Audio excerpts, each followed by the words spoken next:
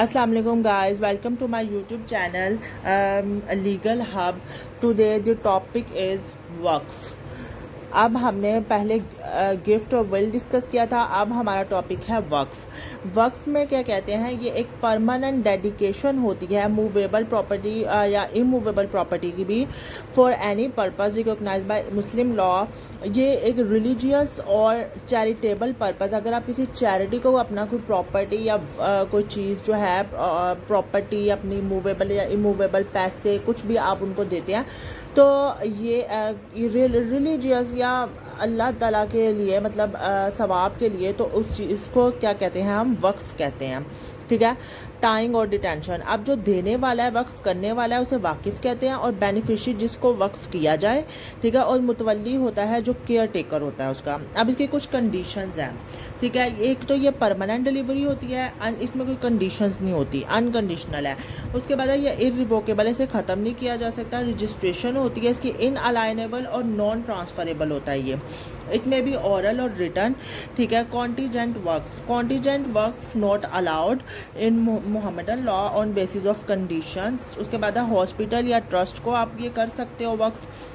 Property must belongs to wakif. Property वाकिफ़ की होनी चाहिए. और object of waqf must be certain. ठीक है. मखसूस जो है उसका ऑब्जेक्ट होना चाहिए वक्फ का. Subject matter must be movable या इमूवेबल. उसका जो सब्जेक्ट मैटर है या तो मूवेबल हो या इमूवेबल हो. ठीक है. उसके बाद है परमानेंट डिक्लेरेशन होती है. उसके बाद है डिलीवरी ऑफ पोजेशन भी होगा. ठीक है. आगे टेस्टामेंट्री वक्फ क्या है, ये रिवोकेबल होता है. इट में भी ख़त्म किया जा सकता है इसको किसी भी time before the death of the settler. ठीक है. उसकी डेथ के पहले. नॉन टेस्टामेंट्री वक्फ क्या है, वक्फ विच आर नॉन रिवोकेबल. वो वक्फ जो कि नॉन रिवोकेबल, जिसे ख़त्म नहीं किया जा सकता उसकी लाइफ टाइम में भी और उसकी डेथ के बाद भी, तो वो नॉन टेस्टामेंट्री वक्फ होता है. मुतवल्ली. अब मुतवल्ली जो है उसे अब वो कोर्ट भी उसे अपॉइंट कर सकता है. Appointed by wakif. Mutawalli appointed by court, appointed by wakif और अपॉइंटेड बाय एग्जीक्यूटर में भी मोहम्मदन और नॉन मोहम्मदन. और जो है वो जो मुतवल्ली है मस्ट बी साउंड माइंड और मेजर होगा. और ये फ़ीमेल भी हो सकती है, फीमेल ऑल्सो. ठीक है. टर्म आगे क्या है कि टर्म्स फॉर अनफिटनेस ऑफ मुतवल्ली. कौन सी टर्म्स है जहाँ मुतवल्ली जो है वो अनफिट हो जाएगा. इंसॉल्वेंट हो जाए, अगर वो मिसकंडक्ट की है उसने कोई, या ब्रीच ऑफ ट्रस्ट है, तो वो है अनफिट. आगे ड्यूटीज़ ऑफ मुतवल्ली क्या है. मुतवल्ली की ड्यूटी है to take care assets of waqf. ठीक है. उस वक्फ के एसेट्स की का ख्याल रखना. नॉट टू सेल, उन्हें सेल नहीं करना. नॉट टू लीज, ना उसे लीज पे दे सकता है. ठीक है. उसके बाद नॉट टू इंक्रीज. उसके बाद उसका है नॉट टू इंक्रीज और नॉट टू इंक्रीज और the allowance. Not to increase the allowance of servants. Not to transfer the assets of waqf. ठीक है. ट्रांसफ़र भी नहीं वो कर सकता. But mutawalli can manage the property of waqf. जो मुतवल्ली है उस वक्फ की प्रॉपर्टी को मैनेज करता है एंड अपॉइंट द सक्सेसर्स. ठीक हो गया. उसके बाद नेक्स्ट हमारे पास जो है वो हमारा नेक्स्ट टॉपिक है ownership, possession and property. Now the topic is ownership. ठीक है. अब ऑनरशिप जो है उसको हम कहते हैं मिल्किया. ठीक है. अब ऑनरशिप में आ जाता है सबसे पहले हमारे पास, अगर हम इसकी डेफिनेशन पढ़ते हैं, relationship that exist between a person and a thing that gives absolute control. एक पर्सन और किसी चीज़ के दरमियान रिलेशनशिप जिस और उस चीज़ के ऊपर उस पर्सन का एब्सोल्यूट कंट्रोल होगा और राइट टू कंप्लीट, और उसके पास ये भी राइट होगा कि वो उसको जैसे चाहे उसको डिस्पोज कर सकता है. ठीक है. उसके बाद है definition of Muslim jurist on basis of Roman law. The relationship between man and property established by sharia through which he exercises exclusive control and right of disposal over it as long there is no shari restriction. Next, the ingredients of ownership. First मिल्क अल रकाबा, जिसका मतलब है proprietary rights.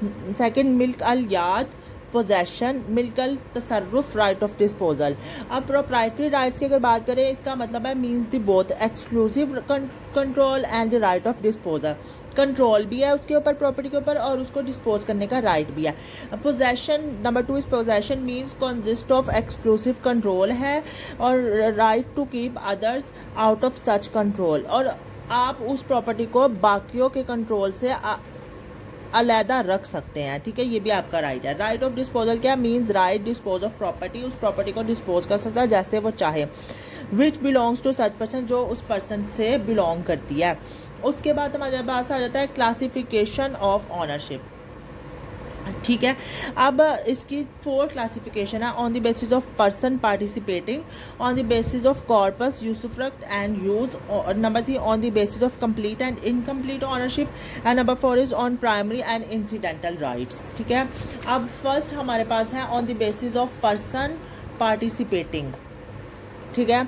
इसमें ये आगे further जो डिवाइड होती है 3 कैटेगरीज में, सोल ऑनरशिप, को ऑनरशिप, या फिर पब्लिक और कम्युनल ऑनरशिप, ठीक है। सोल में आ जाता है जिसमें सिंगल पर्सन होता है owner of particular property with all, उस पर्टिकुलर प्रॉपर्टी का और सब राइट्स उसके होते हैं। को ऑनरशिप में 2 और more person hold the property, ठीक है, शरीकतल मिल्क, ठीक है। पब्लिक और कम्युनल ऑनरशिप में रहता है things which are jointly shared by the community. उसके बाद हमारे पास नंबर 2 टाइप है on the basis of corpus, usufruct and use. इसका मेन रूल हमारे पास ये है कि the other person being the owner of benefits do not have right of further disposal, कि जो दूसरा पर्सन है जिसके पास ऑनर है बेनिफिट का, benefit of owner of benefits है, वो उसको फर्दर डिस्पोज नहीं कर सकता। हनफी कहते हैं ownership of benefits and ownership of corpus both attach with same thing, but जो यूज़ का वर्ड यूज़ किया गया इसमें क्या आ जाता है, ये कॉन्जुगल राइट से पर्टेन करते हैं इन अ मैरिज कॉन्ट्रैक्ट, ठीक हो गया। उसके बाद हमारे पास आ जाता है on the basis of complete and incomplete ownership. Word milk is used to qualify other legal categories which are related to ownership, ठीक है। कंप्लीट, इसमें प्रोप्राइटरी राइट्स आ जाते हैं, पोजेशन, राइट ऑफ डिस्पोजल आ जाता है, ठीक है। इसमें ये तीनों चीज़ें आ जाती हैं। उसके बाद ये कंप्लीट होगा, कंप्लीट ऑनरशिप है इसमें। और जब हम अगर इनकम्प्लीट ऑनरशिप की बात करते हैं, ownership belongs to guardian, executor या एजेंट, ठीक है। अब हमारे पास नंबर 4 है on primary and incidental rights.